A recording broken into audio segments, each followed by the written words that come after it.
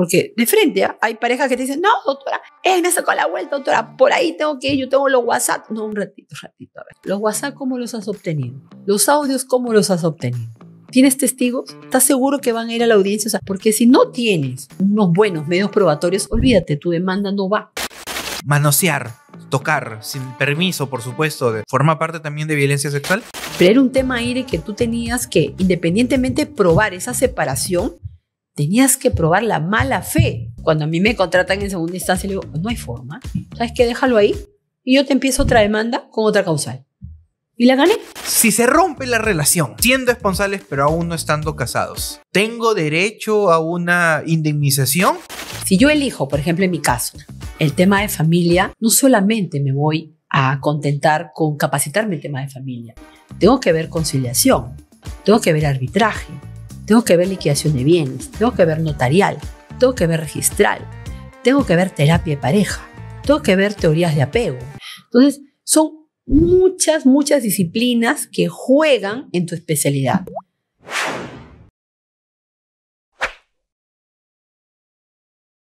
Bienvenidos a un nuevo capítulo de Ejeput Podcast. Un enorme saludo a todo el público que nos está viendo, a la comunidad jurídica que está compartiendo con nosotros en este momento. El día de hoy tenemos un capítulo bastante interesante. Tenemos el agrado de contar con la presencia de la doctora Iliana Mimbela Cuadros. Doctora. ¿Cómo estás? Muchísimas gracias por la invitación, Renzo. Bueno, ahora ya te conozco en persona. He visto tus videos en mi TikTok, ¿no? En mi Instagram, y de verdad que quería conocerte y bueno, estoy aquí. Esperando las preguntas. Muchas gracias, doctora. Me dice esperando las preguntas, me hace creer de que está esperando un interrogatorio. No, que no sea un contrainterrogatorio nomás. Bueno, doctora, conversando un poquito afuera de esta entrevista, yo le pregunté un poco acerca, para los curiosos, siempre conversamos antes de empezar la entrevista, y le estaba preguntando primero acerca de sus nombres. Ajá. Y usted me dijo, me adelantó que usted tenía 3 nombres, pero que se estaba guardando una pequeña anécdota respecto de ese punto. Ajá. Así que quisiera empezar con eso, para conocer a la doctora Mimbela, e incluso conocerla antes de entrar a su ámbito académico. ¿Podría presentarse con sus 3 nombres? ¿Y por qué son 3 nombres?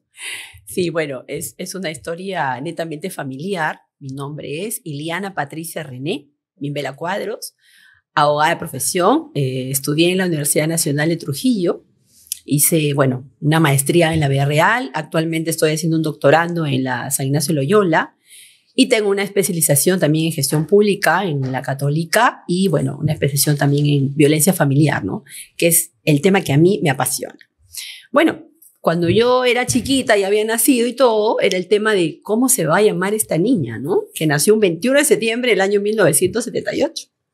Entonces mi mamá dijo, bueno, se va a llamar como mi prima hermana favorita, que es Iliana, ¿no? Yo tengo una tía, que es la prima hermana de mi mamá, que se llama Iliana. Entonces ella de chiquitita dijeron, bueno, cuando yo tenga una hija, le voy a poner como tú, ¿no? Que era su prima favorita, la prima que ella mucho quería. Y dijo Iliana. Mi papá dijo, no, ¿por qué se va a llamar Iliana? Que se llame como mi mamá, o sea, como la abuelita paterna, que es René. Entonces yo me voy a llamar René Iliana. Entonces mi mamá dijo, no, a ver, si va a llevar el nombre de mi suegra y también el nombre de mi prima favorita, bueno, que también lleve mi nombre, ¿no? Que es Patricia. Entonces por eso yo me llamo Iliana Patricia René. Entonces el nombre de mi mamá, el nombre de mi abuela paterna y el nombre de la prima favorita de mi mamá. Esa es la historia. Es una anécdota, ¿no? de la familia. Sí. Definitivamente una curiosa anécdota. Sí. No me quiero imaginar cómo se han peleado por el orden de los nombres. Ese es otro tema. Estoy seguro que definitivamente sí. A ver, doctora Iliana, como ya es costumbre en este podcast, antes de entrar a un punto académico, queremos conocerla un poco más como persona, un poco más como estudiante, un poco más como profesional. Así que vamos a remontarnos primero al pasado. Uy, ya. Hay que ubicarnos en su época probablemente escolar, casi seguro secundaria, tal vez primaria, pues usted nos lo aclarará. Obviamente usted estudió Derecho. La pregunta acá para nosotros, nuestra curiosidad y para quienes nos ven es, ¿cómo así terminó eligiendo la carrera de Derecho? ¿Qué la empujó? ¿Hubo un momento clave? ¿Hubo algo en particular? ¿O tal vez fue en el camino viendo las posibilidades que se le presentaban al momento de elegir algo que estudiar? Si nos pudiera contar por eso. Sí, a ver, me estás haciendo recordar un poco mis épocas ya de alumna de secundaria, ¿no? Yo estudié en el Colegio Nacional Nuestra Señora del Rosario, ¿no? Más conocido como los Capullitos de Rosa, ahí en Chiclayo, que aprovecho para mandarles un saludo a todos mis compañeros de la promoción 1994. Bueno, en quinto año secundaria llevé el curso de geopolítica. Y era la primera vez que nosotros teníamos que preparar una ponencia, ¿no? Una exposición, era mínimo de 40 minutos. Entonces, bueno, yo le dije a mi papá era abogado, le digo, papá, ¿cómo me preparo? Tengo que pedir permiso a la doctora, ¿no? Permiso para iniciar mi discurso, iniciar mi ponencia. Y papá me preparó, ¿no? Entonces, llegó el día de la exposición y expuse. Y a la doctora le encantó mi exposición, ¿no? Me dijo, Eliana, tú has tenido la nota más alta y ¿sabes qué, hijita? Tú deberías ser abogada, me dijo. Entonces le digo, sí, ¿no? Me dijo, tienes esa técnica de oratoria, tienes facilidad de palabra, tienes mucha dicción, ¿no? Cuando uno pronuncia las palabras y todo, y mucha memoria también. Bueno, sí, ¿no? Entonces empecé ahí, fue una semillita, ¿no? Oye, papá, mira, ¿qué opina? Le digo, hijita, pero claro, o sea, ¿por qué no lo ves? ¿Por qué no lo evalúas, no? Y mira, después de 25 años, ya yo siendo abogada y todo, regresé a mi reencuentro por las bodas de plata en mi colegio, que fue un año antes de la pandemia, 2019, y me encontré con la profesora, ¿no? Y le dije, profe, le digo, ¿sabe qué profesión tengo? No, mi Juliana, soy abogada, doctora. Profesora, le dije. Y a mi Juliana, yo te lo dije, sí, le digo, usted fue mi profetisa, ¿no? Entonces, desde ahí tengo esa inquietud, ese tema de que me pusieron esa semillita de ser abogada y luego pues ya he fortalecido el tema de los conocimientos, el técnico de las técnicas y de verdad que ahora estoy feliz de ser abogada, ¿no? Nos acaba de comentar algo interesante. Es bastante común en muchas familias donde hay un abogado. Tenemos un padre o madre o un familiar cercano que tiene esa carrera. Usted rápidamente nos ha mencionado de que su padre fue abogado, sí. Es abogado, y que usted acudió a él para pedirle ayuda. Y ahí me entra una pequeña curiosidad, una pequeña duda. ¿Su padre tal vez lo empujó a elegir la carrera de Derecho, como ocurre en muchas personas? ¿O tal vez lo dejó completamente a su discreción? ¿Cuál fue su caso en particular? No, o sea, mi papá me guió. Mi papá nunca me dijo, tienes que ser abogada como yo, no. Eso sí, no. O sea, él me dio esa libertad. Pero al momento que yo empecé a evaluar las carreras o la vocación que yo tenía, pues siempre en primer puesto estaba Derecho, Y por ahí siempre me gustaba también el tema de psicología, ¿no? Por eso que ahora, bueno, más adelante vamos a hablar del tema del derecho a familia, que es el tema que yo domino. También he estudiado todo lo que es terapia, todo lo que es conciliación, y ahí entra mucho tema de psicología, y me ha encantado estudiar eso también, ¿no? O sea que ahí tengo un match de derecho con un poquito de psicología, ¿no? También soy media psicóloga, hasta quiero poder ser también coach con el tema de mis clientes, porque los llevo de la mano, sobre todo en el tema de divorcios, ¿no? Que es un tema a veces un poquito sensible, complejo para llevarlo en familia, pero ahí estoy yo, ¿no? Para darles ese soporte también.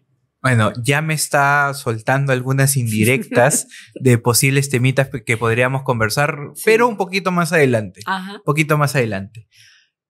Ahora quiero que avancemos un poco más en el tiempo. Ya ingresó a la universidad. Ya está en los tortuosos y maravillosos 5, 6, 7 años que pudo haber durado la carrera. Tiene amigos, sufre con los profesores, también los disfruta al mismo tiempo. He sufrido con uno en especial. No decir su nombre. Todos, diría yo, al menos con uno. Pero estamos en este contexto, estamos en estos años maravillosos de la carrera y siempre nos llevamos algo más allá de lo académico.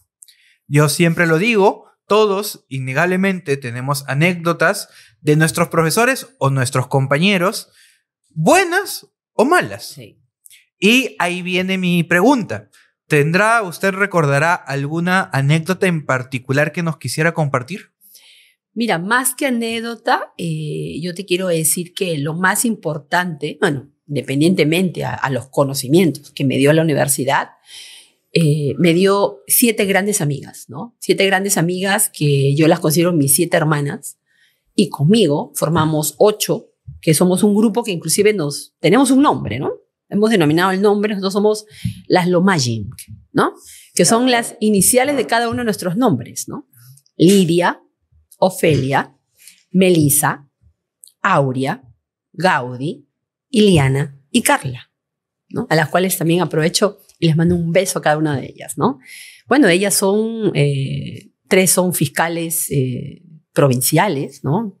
Una trabaja en Talara, la otra está en Bagua Grande, la otra está acá, la otra es jueza, ¿no? En Trujillo, Melisa, Lidia, que trabaja en Huaral, si no me equivoco, en la provincia de Huaral, está cerca en una cooperativa, la que te habla, ¿no? Y, bueno, ahí están, y Ofelia, que es abogada de oficio, ¿no? En la Corte Superior de la Libertad. Entonces, todas estamos súper bien, ¿no?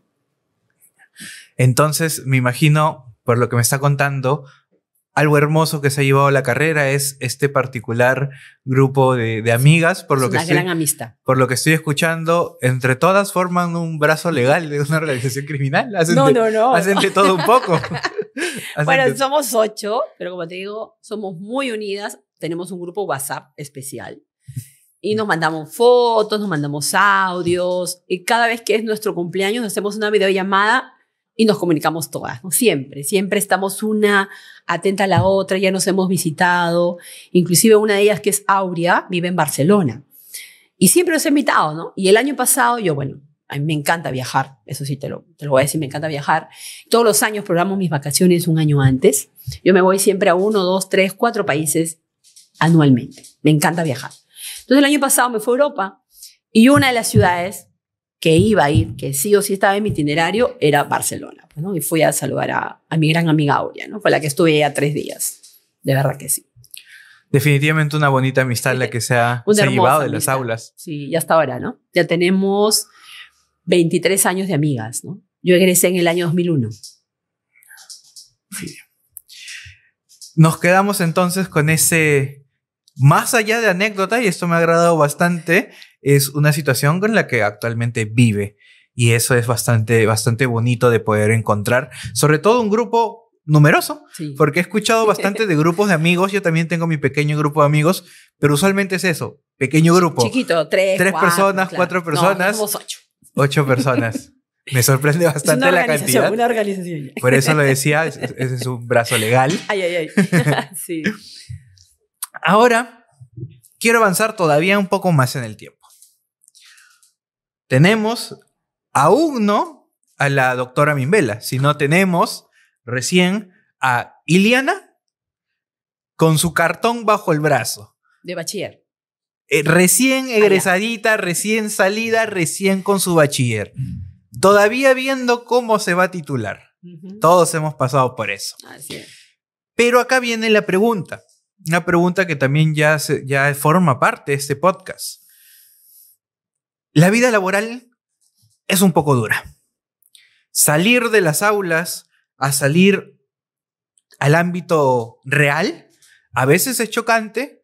Algunos salen preparados, otros no salimos tan preparados y nos damos de cara con una pared, que son las oportunidades laborales, o a veces también nos damos cuenta que realmente aún no estamos listos.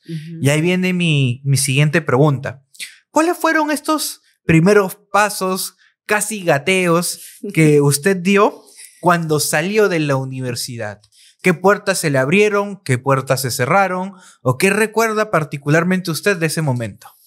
Mira, el tema como experiencia, ya para aplicar los conocimientos que ya tenía en la universidad, yo creo que va un poquito más atrás, en el tema del consultorio jurídico interno, ¿no? Que son las prácticas internas que uno hace, ¿no? Que es la primera vez que tú estás conversando con una persona que es tu cliente, ¿no? O sea, recién lo estás conociendo. Entonces ahí empezamos, luego ya empiezan las prácticas preprofesionales, pero ya fuera de la universidad, ¿no? O sea, fuera de ese consultorio, que se llaman las prácticas de consultorio jurídico externo. Yo las hice en un consultorio jurídico que era, bueno, la mejor amiga de mi papi, ¿no? En esa época, pues, ¿no? Te hablo del 2000. Sí, del año 2000, ¿no? Y luego ya cuando yo egreso, y ya para un tema de título, yo decía, no sé si titularme por un tema de expedientes o por un tema de tesis, porque justo meses antes, nada más que yo salí, era el primer reglamento que salía de la Universidad Nacional de Trujillo para poder graduarse como abogado con tesis. Entonces yo decido graduarme con tesis, ¿no? Yo hice, mi tesis fue sobre el aporte jurídico en el tema del concepto de funcionario público, pero a la luz de la Convención Interamericana contra la Corrupción.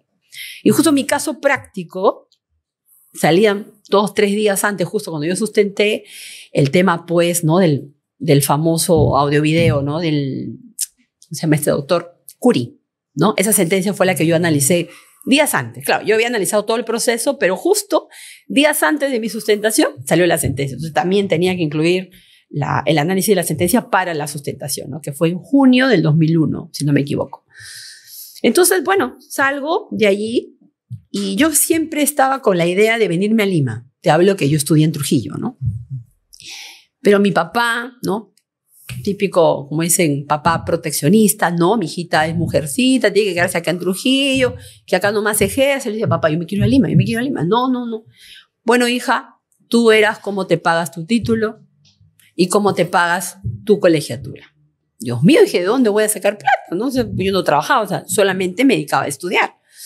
Y bueno, una compañera de mi papá, que es la doctora Ivonne Lucar, él mencionaba también en otra entrevista, ella era, y bueno, ahora es vocal de familia en la Corte Superior de la Libertad, en esa época era jueza de familia, me dice, hija, pero tú puedes ser mi asistenta, ¿no? Y a un sueldo, ¿no? Y con eso vas juntando para tu título, vas haciendo tu tesis a la par y también te va a alcanzar para tu colegiatura. Ah, ya. Y le decía tía de cariño porque era compañera de mi papá que me conocía de chiquita, ¿no? Y ahí empecé a trabajar, eran mis primeros pasitos ya como asistenta de juez de familia. Yo estaba encargada en hacer los proyectos de sentencia. El primer proyecto me demoré, creo que como 2 semanas, ¿no? Me paraba corrigiendo, el análisis no estaba bien hecho, no sabía cómo era, ¿no? El tema del expediente, qué partes eran las principales, pero después ya empecé con la práctica y puse al día el juzgado en 2 meses. O sea, ya no tenían nada ya en su walking closet, ¿no? De la doctora, ya no habían expediente, ya estaban todos con proyectos de sentencias listos y firmadas por la doctora. Entonces, las secretarias judiciales de ella me decían, Iliana, ¿no nos puedes apoyar con las audiencias? ¿Por qué? Porque les quitaba tiempo, pues, ¿no? Tenían que salir del despacho y ir al despacho de la jueza. Ustedes saben, las audiencias duran 2, 3, 4, 5 horas y esas horas no proveían, esas horas dejaban de proveer, ¿no? En su despacho original. Le digo, ya, yo les ayudo a hacer las audiencias. Y yo hacía las audiencias también, ¿no? Y ahí que me dio como digo yo, la agilidad de poder tipear sin ver el teclado. Porque tenía pues que ser súper rápida, ¿no? Eso también me sirvió. Ahora, yo en la computadora ni miro el teclado. Puedo tipear varias palabras en minutos y yo termino 2, 3, 4, 5 hojas y rapidísimo, pues, ¿no? Entonces, ahí trabajé con mi tía casi 9 meses, ya me gradué, me titulé, ¿no? Me colegié y me vine a Lima, pero con la idea de postular a la escuela diplomática. Yo siempre tenía esa formación, el tema de la diplomacia, ¿no? Pero bueno, llegué al último examen, a la entrevista final, pero bueno, ya por motivos X no ingresé. Y luego dije, bueno, voy a empezar a litigar, ¿no? Para empezar a practicar lo que yo he estudiado. Y como te comentaba más o menos, ¿no? Antes, yo tenía curso de especialidad de penal. Dije, puede ser por el tema penal, ¿no? Y postulé a varios estudios, ¿no? E ingresé al estudio Brousset & Houghton, que queda acá en San Isidro. Ahí estuve casi 3 años. Y nosotros teníamos todo el tema de la recuperación de carteras de crédito, que eran con las AFPs, ¿no? En esa época, AFP Unión Vida, la AFP Integra, Profuturo, ¿no? Teníamos todo el monopolio de AFPs. Pero yo veía la parte penal, ¿no? El tema de ver denuncias contra entidades o contra empresas que no entregaban o no depositaban el tema del seguro, ¿no? Del tema de la AFP. Entonces, y ahí empecé. esos fueron mis primeros pasitos. Así que no fue muy difícil encontrar o buscarme o ejercer un tema de derecho, ¿no? Eso más o menos te podría explicar. Acá me entra una curiosidad. Conforme la he ido escuchando, ha mencionado varias especialidades. Ha ido hablando un poquito de penal, un poquito de familia, un poquito de violencia. Tras el escenario, también me mencionó otras especialidades que aún no voy a mencionar. Quiero que usted nos las explique. Pero mi pequeña duda es, ¿cuáles son sus especialidades? Y al mismo tiempo, ¿cuándo decidió especializarse?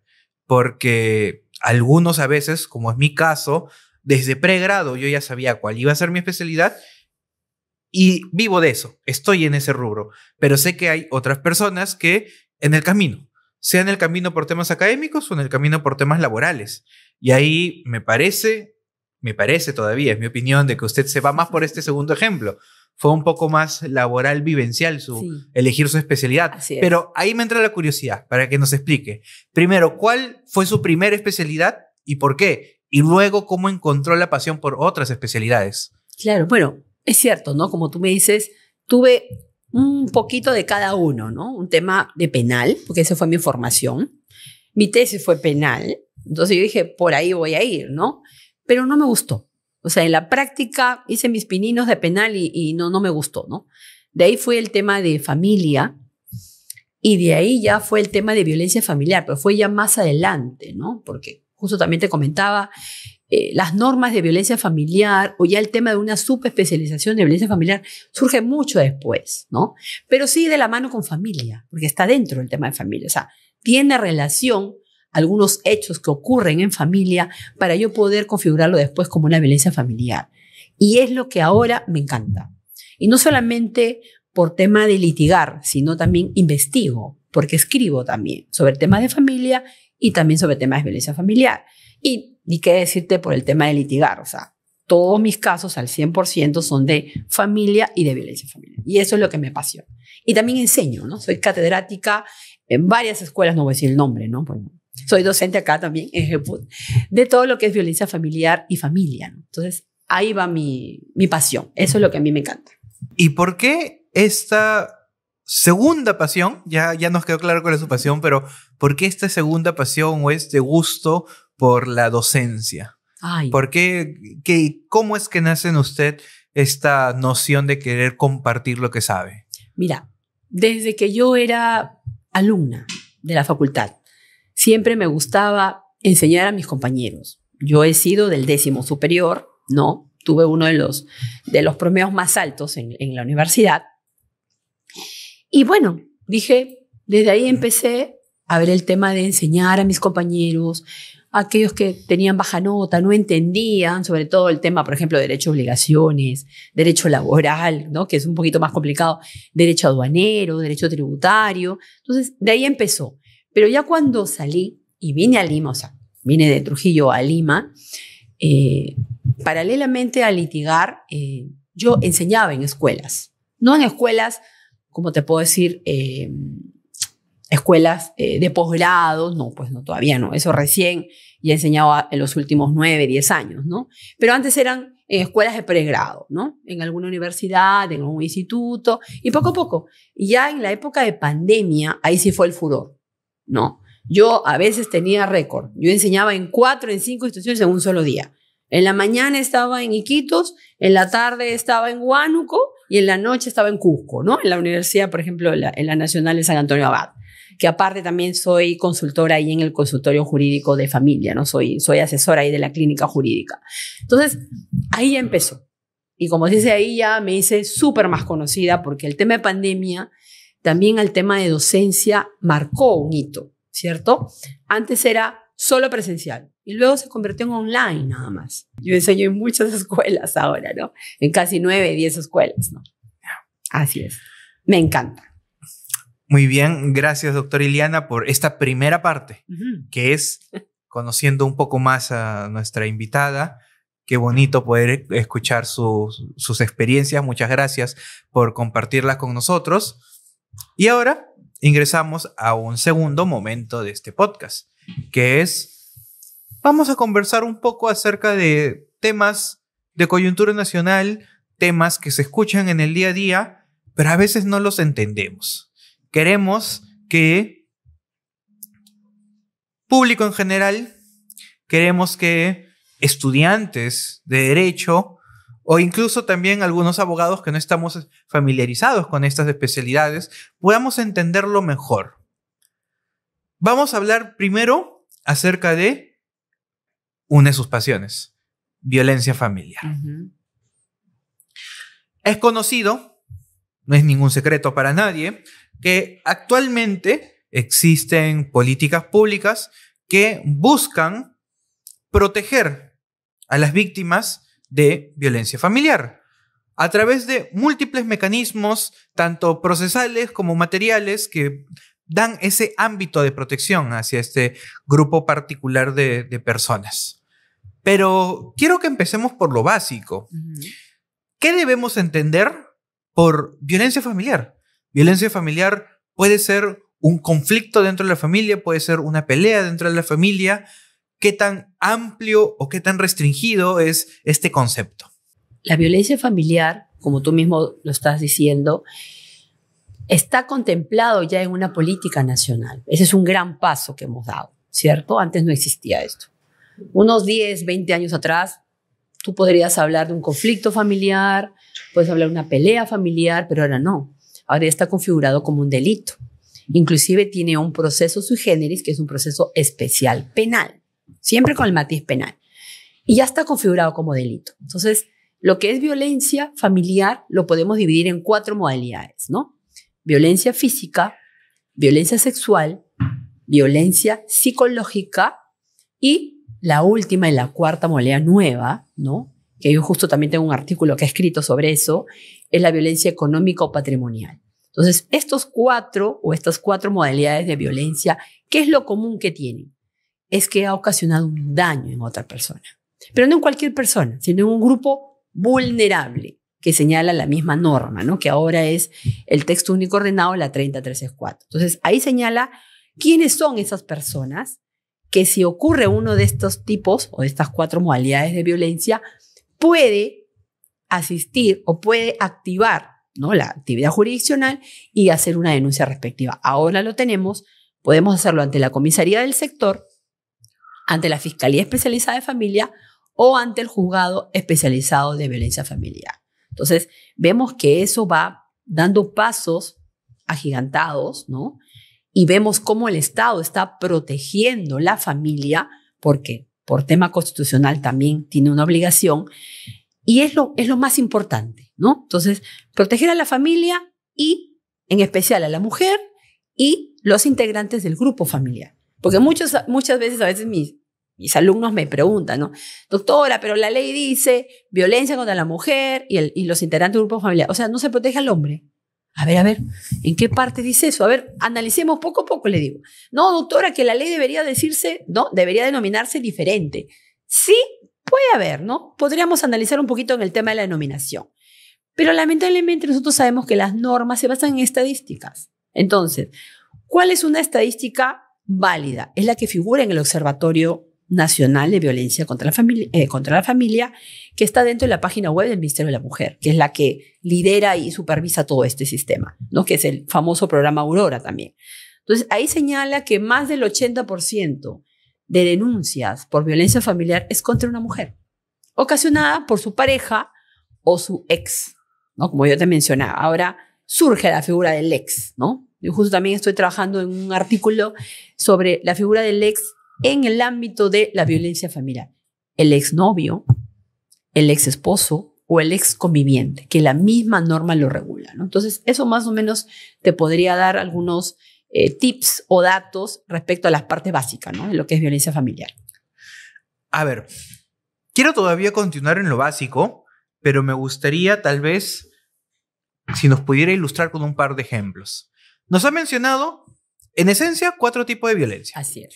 Violencia física, violencia psicológica, violencia sexual y violencia económica. Así es. ¿Podría darnos algunos muy pequeños pero comunes ejemplos de cada una de estas modalidades de violencia para que podamos tal vez entender si nos está ocurriendo o no, o tal vez poder identificar si a una persona cercana le está pasando? Sí, le está pasando. Claro, o sea, algunos tips, o yo te podría decir, estos son los síntomas, alerta, ¿no? Aquí puede haber violencia. Sí, claro, pero algo sí muy chiquito, ¿no? Sí, claro, unos ejemplos muy puntuales. Muy puntuales. Porque, ya. A ver, hay algunas cosas obvias. Me imagino que lo más clásico, violencia física, pegar, golpear. Eso, sí, por hay ejemplo, algunos que son claritos. Una cachetada, ¿no? Un jalón de pelos, ¿no? Una mordida, te empujan y te golpeas, ¿no? Todo lo que tenga que ver con el daño corporal, ¿sí? Ya. Ahora, por ejemplo, si te insultan, ¿no? Si te agreden verbalmente, te hablan de mala manera o sencillamente también te ignoran. También, ¿ah? Porque es acción o omisión, ¿sí? Te ignoran. O sea, la ley del hielo, ¿no? No te hablo, pues. Oye, no te hablo. Eso es violencia psicológica, ¿sí? Ahora vamos al tema económico. Bueno, sexual, ya lo estamos viendo, es un tema netamente a la parte sexual, ¿no? Antes de terminar con la parte sexual, solo tal vez para aclararlo.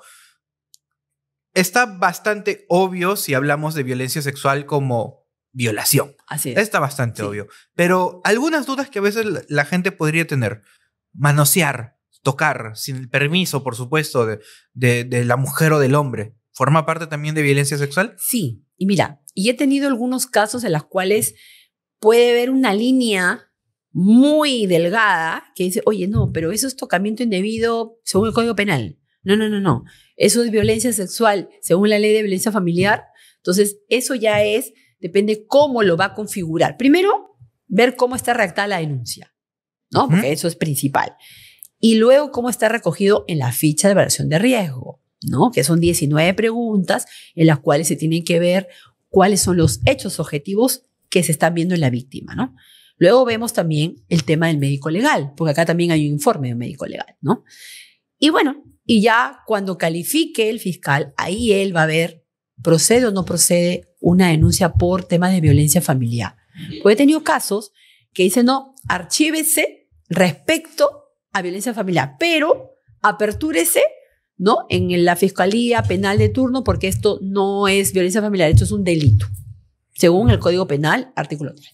Entonces, ahí hay que ver bien en sí el caso, ¿no? O sea, qué hechos objetivos directamente, ¿no? Ahí me imagino influye mucho la opinión del fiscal, porque es quién va a calificar el hecho. Él es el que va a calificar, así, y lo va a configurar, ¿no? Bueno, y lo va a tipificar. Y luego viene la última, la económica. Por ejemplo, yo pues tengo mi esposo y me da mi tarjeta de crédito, ¿no? Mi tarjeta de crédito adicional, ¿no? Un banco tal. Entonces, de un momento a otro, me quita la tarjeta, ¿no? No puedo hacer ninguna compra, o sencillamente me daba un dinero mensual o me daba un dinero diario para el tema de la casa y me lo quita de un momento a otro, sin ninguna explicación. Entonces digo, oye, pero ¿y cómo yo voy a poder solventar los gastos? ¿No? ¿Cómo yo voy a poder satisfacer mis propias necesidades básicas? ¿No?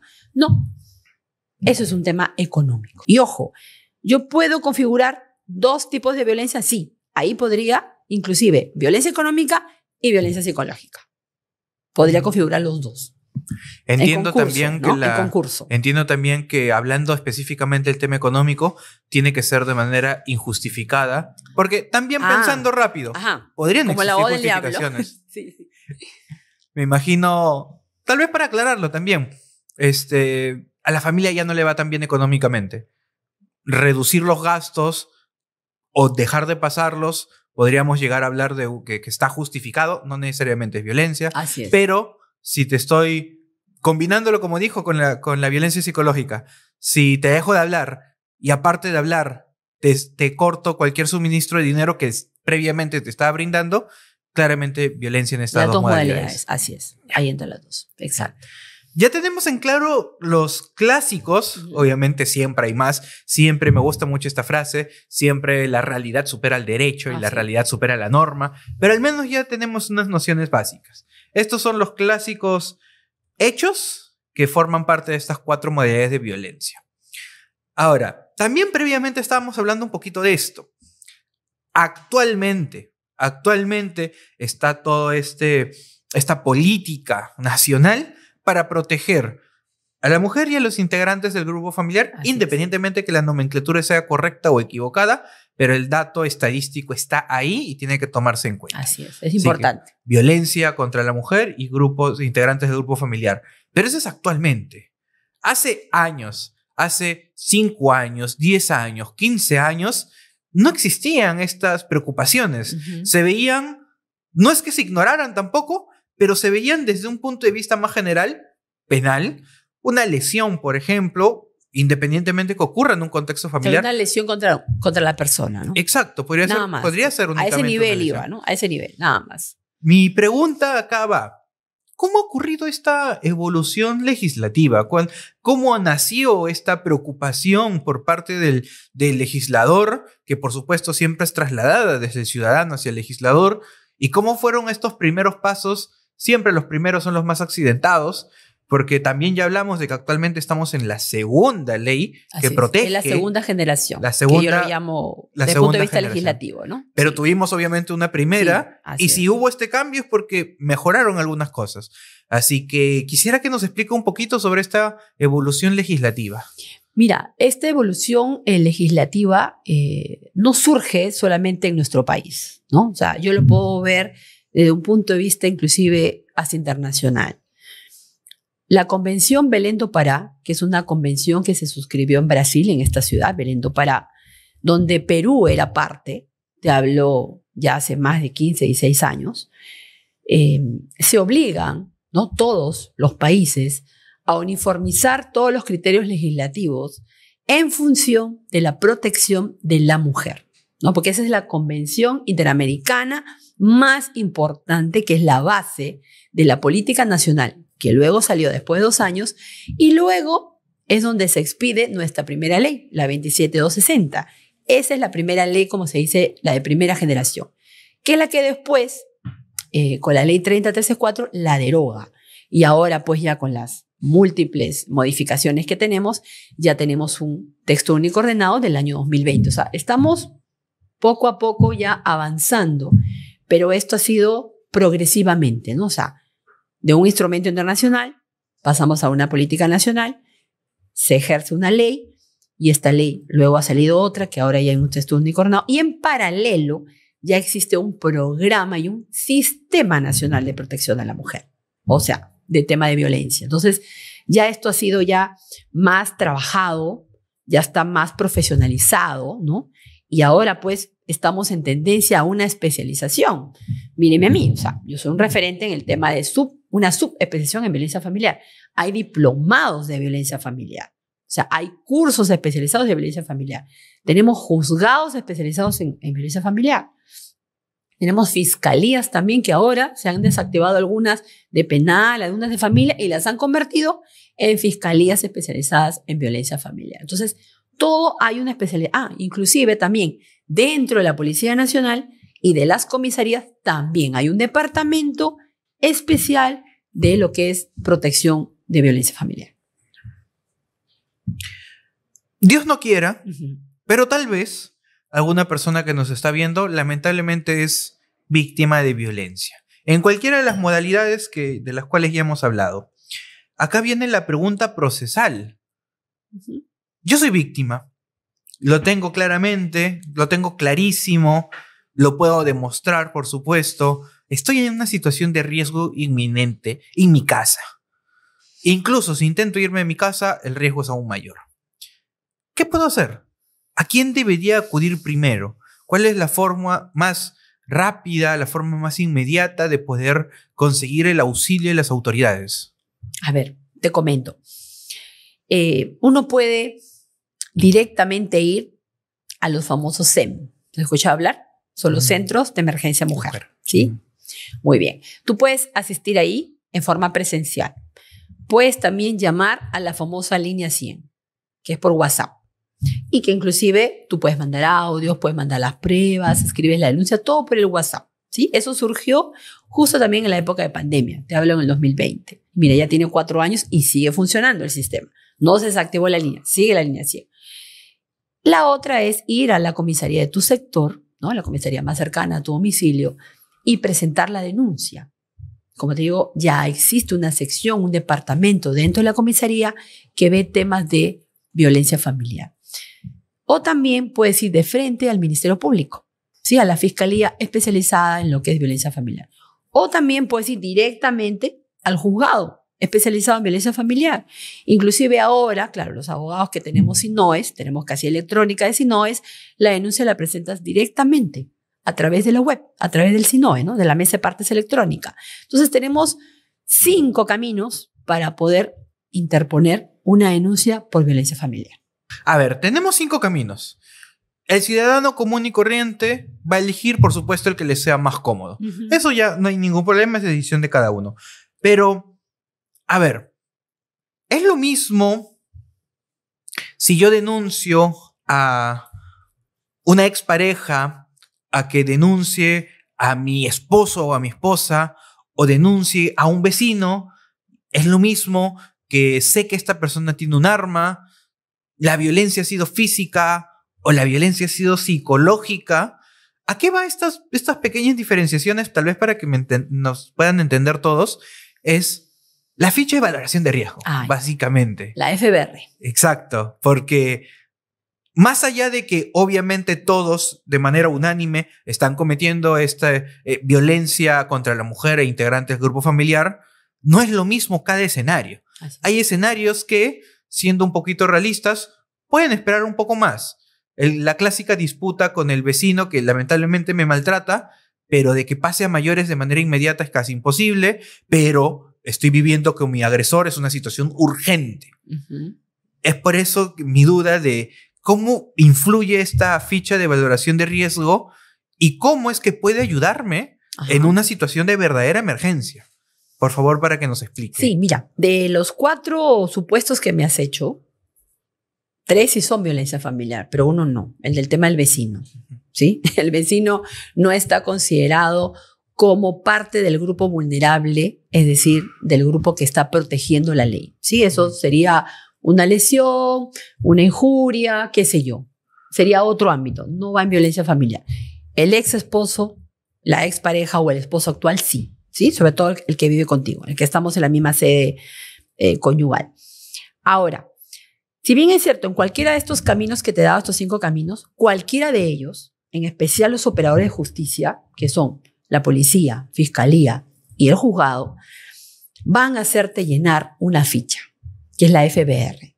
Cuenta con 19 preguntas. Entonces, bueno, ahorita no las tengo en mente las 19 preguntas, pero más o menos con uno de tus ejemplos, si cabe. Por ejemplo, en una de las preguntas te van a preguntar, ¿sabes qué? ¿Tiene arma o no la persona que quiso atentar contigo o ejecutó acciones de violencia? Otra pregunta es, ¿durante los 12 meses anteriores también hubo acciones de violencia? Otra, especifique cuáles son. Y así, ¿no? Sucesivamente, son como 19 preguntas. Ahora, cada respuesta tiene una ponderación, tiene un valor. Y de la sumatoria va a arrojar si es un riesgo leve, si es un riesgo moderado o si es un riesgo severo. Entonces, ¿por qué la diferenciación? Porque depende qué tipo de riesgo es la medida de protección que te van a dar. Entonces, esta ficha, la FBR, es un insumo básico, súper importante, ¿no?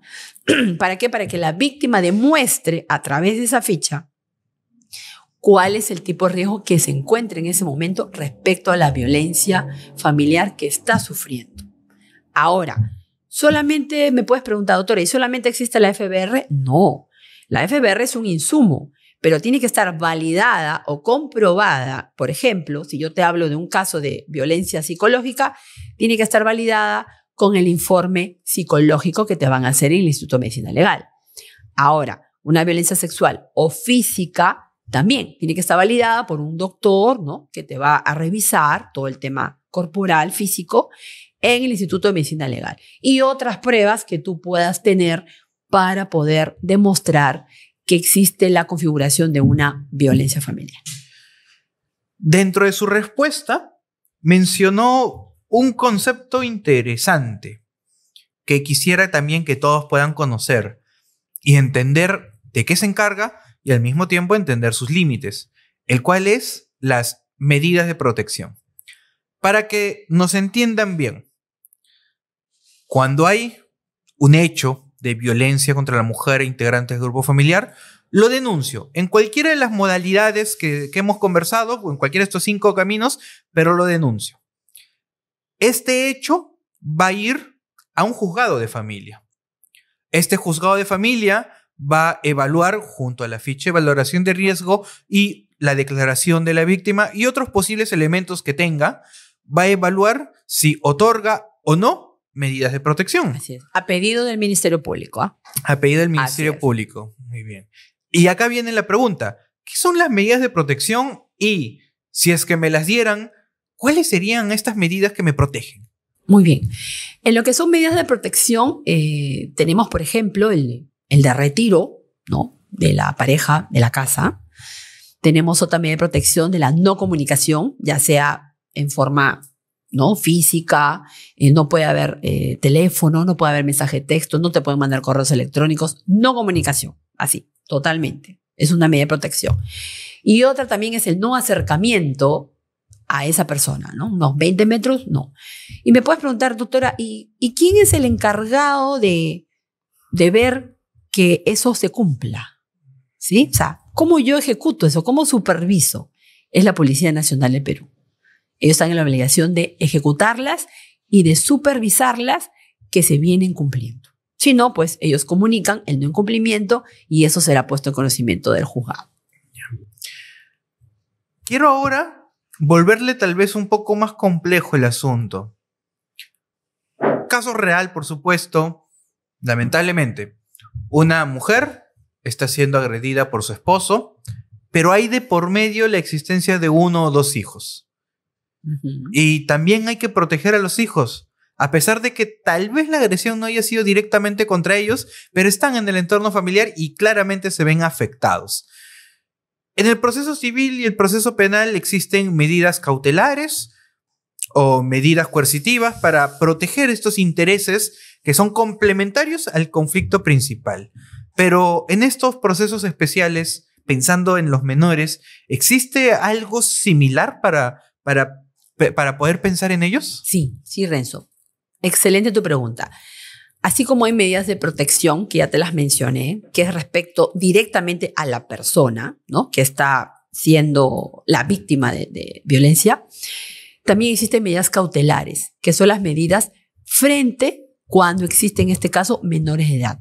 Por ejemplo, una medida cautelar que puede dar el juez es que se le dé una pensión, ¿no?, de, no sé, 200, 300, 500 soles al menor de edad, porque va a haber un retiro de la persona, un retiro de la pareja, ¿correcto? O también puede haber una medida cautelar de una tenencia provisional. También puede haber una medida cautelar de un cambio de régimen de visitas. O sea, todo eso pueden haber en medidas cautelares. Puede ir de la mano con las medidas de protección. Bueno, como dije en un principio, Dios no quiera, pero lamentablemente puede pasarnos a nosotros o a personas cercanas. Así que lo mejor sería no necesitarlo. Pero en caso de que llegue el momento, es bueno estar informados y saber cómo poder reaccionar, buscar a las autoridades competentes y solicitar su auxilio de una manera correcta, siempre velando por nuestra integridad. Este segmento, siempre me gusta decirlo, es para conocer un poquito más acerca de temáticas de coyuntura nacional y que necesitamos saber para entender bien la realidad y cómo reaccionar o pensar críticamente frente a ella. Pero ahora, en este último segmento, quiero ya preguntarle un poquito más acerca de derecho neto. Ahora sí quisiera poder hablar jurídicamente con todos los tecnicismos que sean necesarios. Por supuesto, mientras más complejos buscamos explicarlos mejor, pero quiero que no se corte. Estamos ahora en una clase completa de jurídica y quiero hablar acerca de la evolución que hay en un tema familiar de pasar de esponsales a un matrimonio e incluso un eventual divorcio. Así que siempre empezando con lo sencillo, pero ahora sí vamos a ir poco a poco más a lo complejo. ¿Qué debemos entender por esponsales? Ajá. Es un concepto que yo me acuerdo claramente haberlo estudiado en las aulas. Se lo comenté. Es cierto que civil no es mi especialidad, pero no soy ajeno a estos temas. Sé qué significan los esponsales y aún así en la práctica la gente no lo conoce o incluso abogados desconocen un poco el concepto de esponsales y la eventual responsabilidad que tienen. Así que empecemos por ahí. Sí. ¿Qué son los esponsales? Bueno, a ver, vas a tocar un tema que a mí me encanta. He llevado muchos casos de temas esponsales y no solamente, o sea, he llegado a la parte judicial, sino muchas veces las hemos podido conciliar, ¿no? Un tema de conciliación extrajudicial, porque también es una materia conciliable. Pero los esponsales no es otra cosa que nosotros lo llamamos como los novios, ¿sí? Tú eres mi novia, yo soy tu novio, ¿quieres casarte conmigo? Yo te digo sí, soy tu novia. Sí, no soy tu enamorada, ojo, no soy tu pareja, no soy tu saliente, soy tu amigo con derecho y todos los niveles que ahora hay, ¿no? Inclusive hay unos subniveles, ¿no? El saliente con exclusividad, esa es la última que he escuchado, bueno. Así son las relaciones interpersonales. Pero ya el tema del noviazgo es un pasito previo al matrimonio, ¿correcto? O sea, es algo ya más serio, es un paso importante del enamorado al esposo, que jurídicamente se llama el cónyuge, ¿no? Entonces, estamos hablando de un esponsal a un cónyuge, ¿sí? Entonces, los esponsales nosotros decimos, oye, pero ¿todavía existe esa figura? En algunos países ya no existe, por el desuso, pero en nuestro país todavía está y está contemplado en 12 artículos en el Código Civil que señala qué son los esponsales. Es una relación entre un hombre y una mujer, ojo, con capacidad y no impedimento para casarse. ¿Qué quiere decir? Doctora, o sea, ¿un casado puede noviarse con un soltero? No, porque el casado está impedido de casarse nuevamente, ¿correcto? Entonces, tendría que ser un novio, un esponsal, 2 solteros, 2 viudos, 2 divorciados o entre ellos, ¿correcto? No puede haber un casado, no puede haber un separado tampoco, ¿no? Porque ni siquiera es un estado civil jurídicamente reconocido por la norma, ¿no? Entonces, eso es. La otra o el otro requisito, el otro presupuesto que la norma te señala para que seas un esponsal, según la norma, según el Código Civil, es que esa promesa de matrimonio sea indubitable. Es decir, yo la pueda probar. Te mencioné, ¿no? Ahí en cámaras en off. ¿Tienes que tener el anillo? Sí, tienes que tener un anillo. Pero tú me dijiste, pero doctora, hay algunas parejas que no tienen, pues no, para un anillo, ¿no? Puede ser alguna otra cosa, sí, cualquier tema de compromiso. O sea, basta que haya un acuerdo, basta que te diga, quiero casarme contigo, basta que haya una reunión, una cena con testigos, ya es una promesa matrimonial. Y la otra es que sea una promesa, pues, que vamos a ir a un matrimonio. O sea, esa es la finalidad de la promesa, ¿sí? Entonces, esos presupuestos te señalan, y si tú estás en esos 5 presupuestos, estamos hablando de un esponsal, de un novio, regulado y amparado por la norma. Teniendo ya en claro qué son los esponsales, básicamente estamos hablando de una promesa, un compromiso a futuro, que es casarnos. Así es. Llegar a la condición de cónyuges. De cónyuges. Ahora, no siempre se da. La realidad también nos enseña de que el hecho de que se pida la mano a la pareja no necesariamente implica que a futuro se llegue a concretar este matrimonio. Es correcto. La pregunta es, sé la respuesta, pero quiero escuchar sus palabras. Me encanta cómo lo explica. Si se rompe la relación, siendo esponsales, pero aún no estando casados, ¿tengo derecho a una indemnización? ¿Tengo derecho a demandar o denunciar a la otra persona?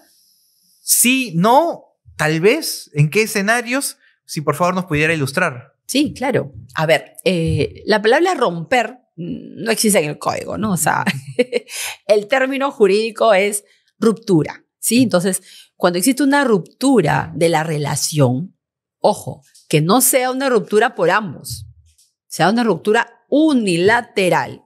Y la norma te señala más aún, otro presupuesto más, que sea de manera unilateral sin motivo justificado.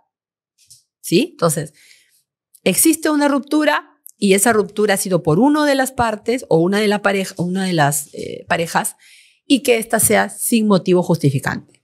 Pasan esas tres cosas y yo sufro un daño. Mi daño puede ser también de dos tipos. Un daño moral, un daño de imagen, un daño de vergüenza personal, un daño que yo ya me proyecté, un daño psicológico, ¿correcto? O también puede ser, o a la vez también puede pasar, un daño patrimonial. Por ejemplo, ya pagamos la orquesta que iba a estar en la fiesta, ya pagué el vestido de una diseñadora súper exclusiva de Roma, ya pagué el catering, ¿no? Entonces, todas esas cosas son daños patrimoniales y yo las puedo demostrar, ¿cierto? Con boletas, con facturas, con contratos. Entonces, todo eso yo sí puedo pedir una devolución y la norma misma me dice que tengo un año desde la ruptura para yo poder interponer una demanda de indemnización por incumplimiento de promesa matrimonial.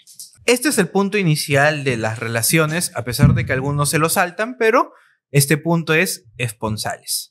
Ahora, evolucionando en la relación, luego viene, en caso no ocurra la ruptura, tarde o temprano llega la ceremonia. Llega ya el matrimonio, se cambia el estado civil de ambos, de estas personas que interceden en este contrato y finalmente ya estamos como casados. Ahora, un matrimonio tiene dos regímenes patrimoniales distintos. Es correcto. Con características muy diferenciadas.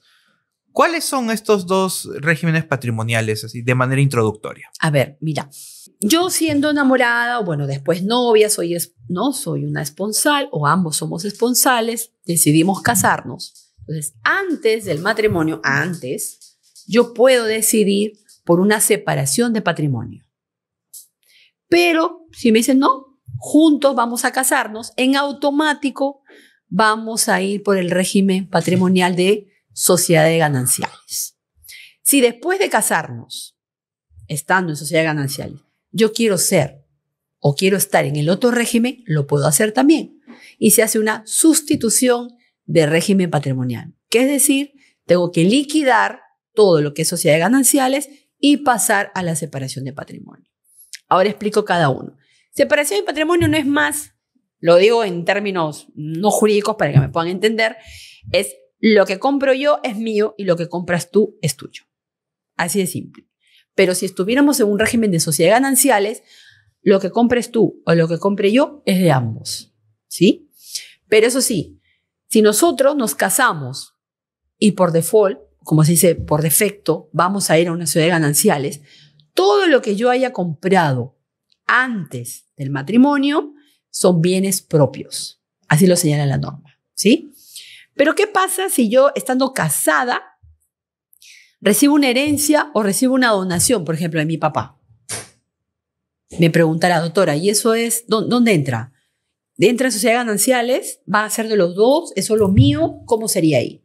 Si yo estoy en un régimen de sociedades gananciales, después de un matrimonio, y yo recibo una donación o una herencia, es bien propio. No va a ser de mi esposo o de mi esposa, ¿correcto?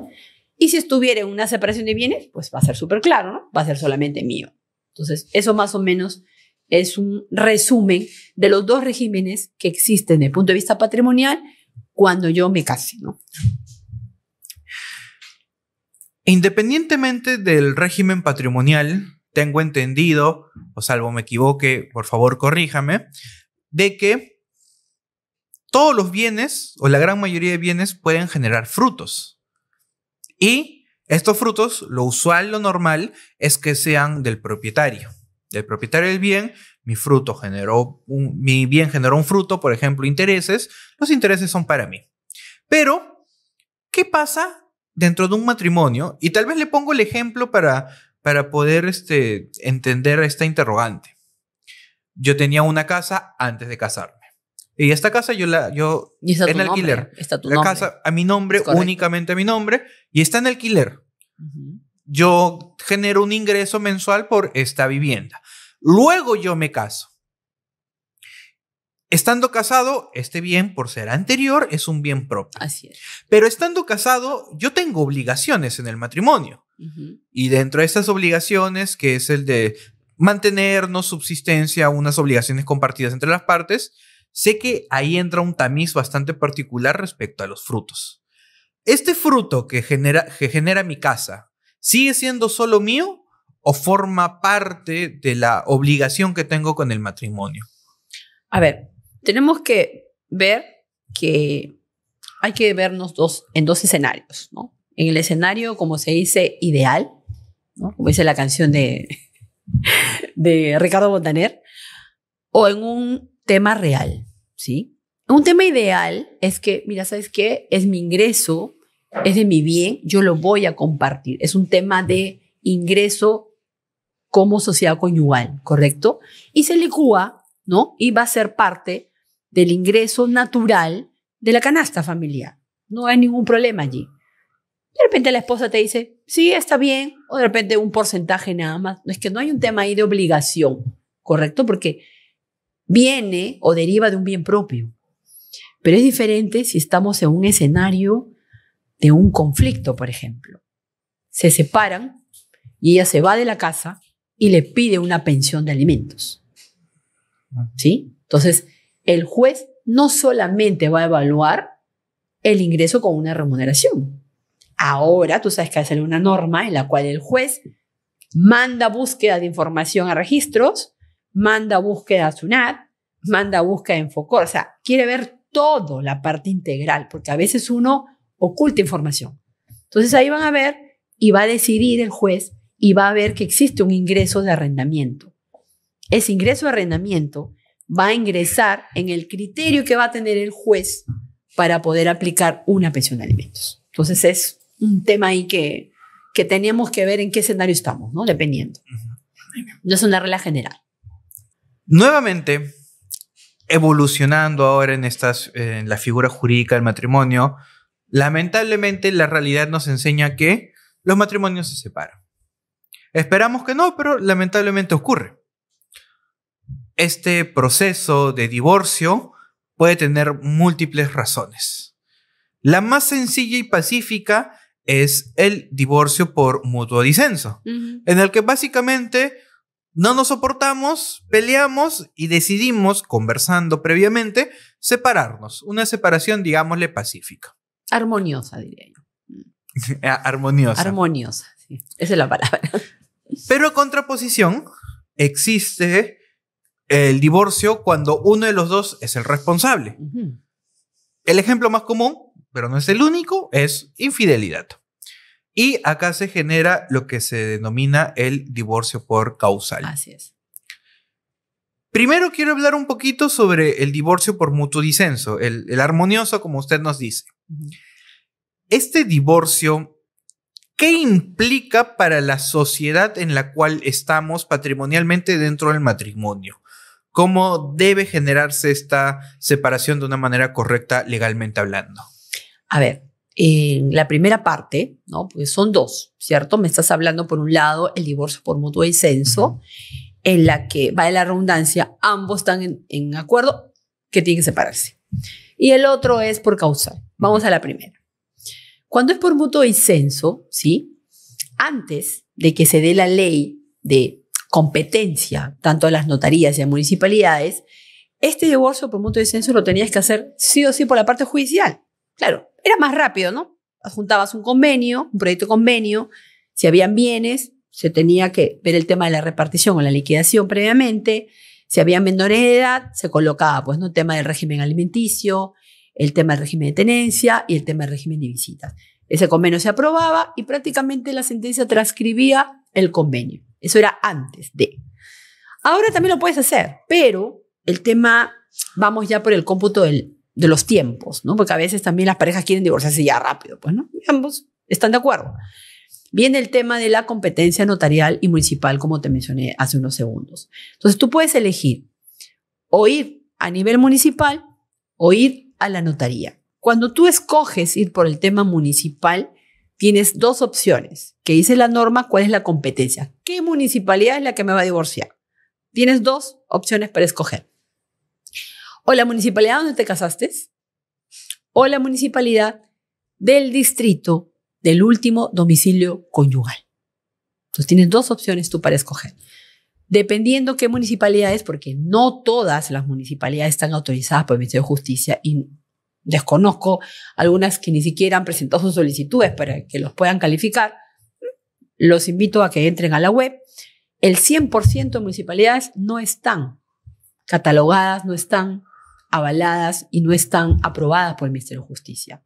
Por lo tanto, no todas las municipalidades se pueden hacer divorcios rápidos, que se llaman, o también los llamados divorcios express, ¿no?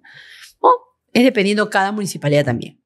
Entonces, una vez que se presenta todo el expediente a la municipalidad, se da una citación para una audiencia donde van a ratificar su decisión de divorciarse.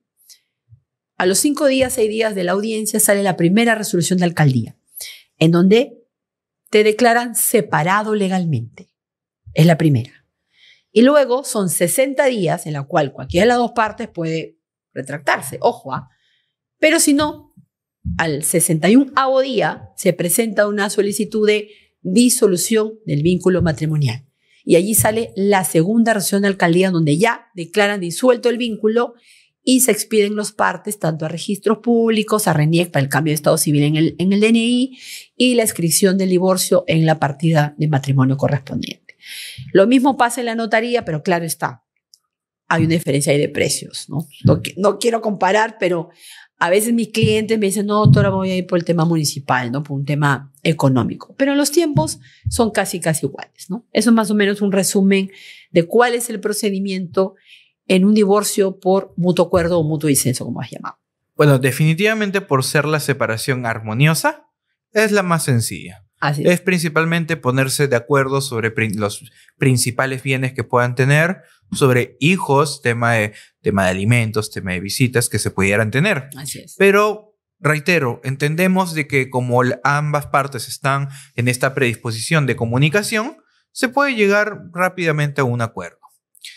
Ahora, la pregunta es desde la separación conflictiva. Ajá, por causal. Exacto, la separación por causal. Primero, ¿cuáles son los diversos causales que establece el Código Civil, el famoso 333? El 333, sí.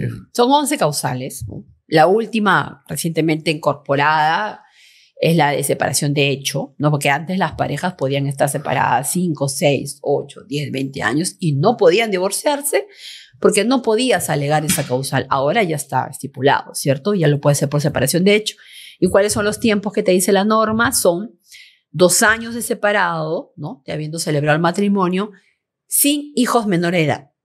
Pero cuando hay hijos menores de edad, ese tiempo cambia de 2 a 4 años. O sea, tienes que esperar 4 años y no es de manera automática, porque muchos me dicen, doctora, ya tengo 6 años separado, ya, que salga mi divorcio. No, a ver, un ratito. ¿Qué dice, Leo? Un ratito. Estás listo para alegar la causal, pero tenemos que interponer la demanda respectiva. Y es un proceso de conocimiento. Y más aún, así salga la sentencia fundada, se eleva en consulta. Sí o sí. ¿No? Ya sea, bueno, si tú lo interpones en juego de familia, la sala civil aprueba la sentencia, baja a juego de familia y luego ya empieza a hacerse las inscripciones en los registros correspondientes. Entonces, esa es una de las causales. La otra es adulterio. La otra es violencia física, ¿sí? La otra es atentar contra la vida del otro cónyuge. La otra es homosexualidad también. La otra es por un tema de injuria grave o conducta deshonrosa, ¿no? Y otras más, pues, ¿no? Esas son más o menos las principales. Pero para mí, por un tema de experiencia, si me preguntaras, doctora, ¿y cuál de todas esas causales es la más difícil de probarla? Adulterio.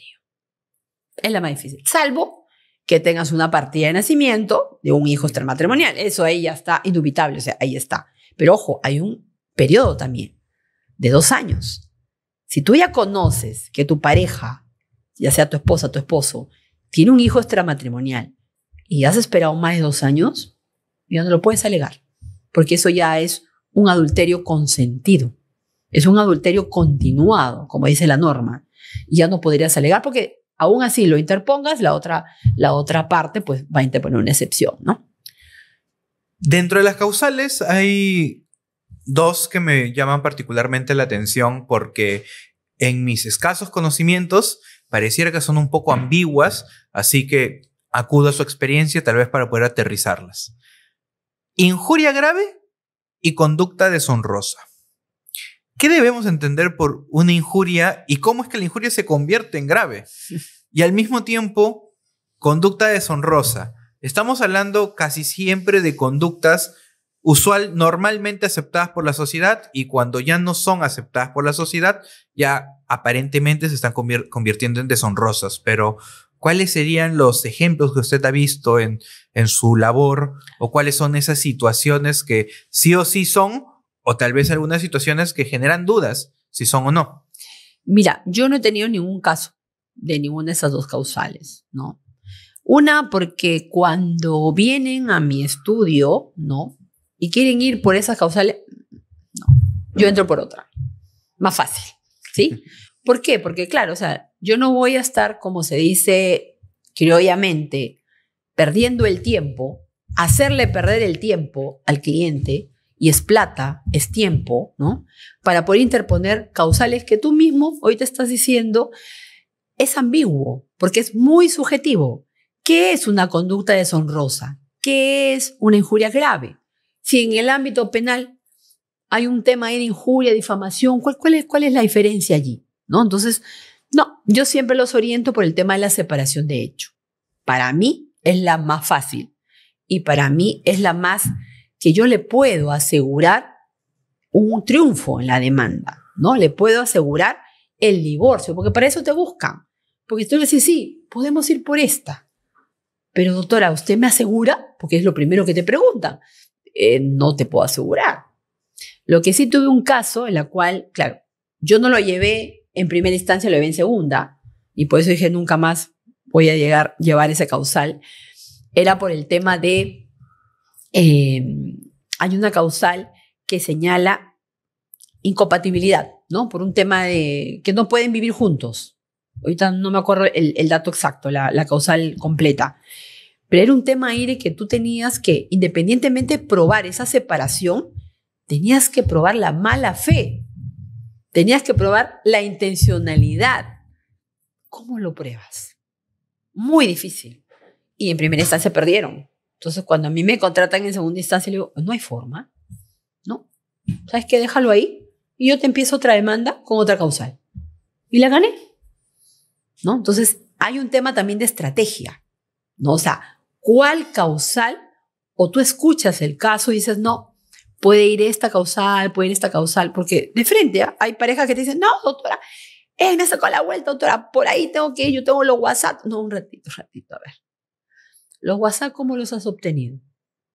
¿Los audios cómo los has obtenido? ¿Tienes testigos? ¿Estás seguro que van a ir a la audiencia? O sea, tienes tú que proyectarte, porque si no tienes unos buenos medios probatorios, olvídate, tu demanda no va y vas a hacer perder tiempo y vas a hacer perder dinero a tu cliente. Entonces, yo me aseguro por otras causales en la cual hay casaciones, hay acuerdos plenarios, por ejemplo, el de la separación de hecho, que están los 3 requisitos exactos. Y cuando sacan las sentencias, de verdad, los jueces, me quito el sombrero, hacen caso a ese acuerdo plenario y dicen, según el acuerdo plenario, los requisitos son tal, tal, tal. Y estos son probados y han sido aprobados en el presente caso. O sea, entran por ahí. O sea, yo ya sé cuál es el criterio del juez. Y en el 100% de mis demandas que he hecho por separación de hechos, 100% las he ganado. Claro, algunas piden indemnización, pero ahí podemos transar, ¿no? Pero ya no se ha hecho, ¿no? Porque ahí no hay un tema de cónyuge inocente o un cónyuge culpable. Ahí sí, ambos no son ni 2 inocentes ni 2 culpables, ¿no? Bueno, doctora Iliana, ya estamos terminando con este ¿tan episodio.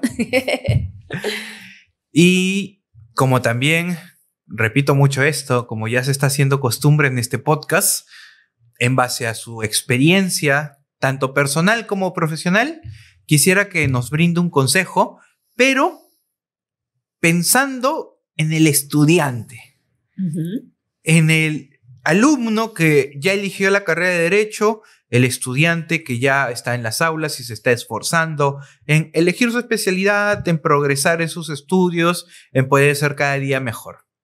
Usted, más allá y esto es un poquito cliché, pero más allá del consejo de estudia bastante y esfuérzate, que obviamente todos lo tenemos que hacer, pero yendo un poquito más allá, ¿usted qué le recomendaría a este grupo de personas? A ver, el tema de elegir la especialidad es muy importante.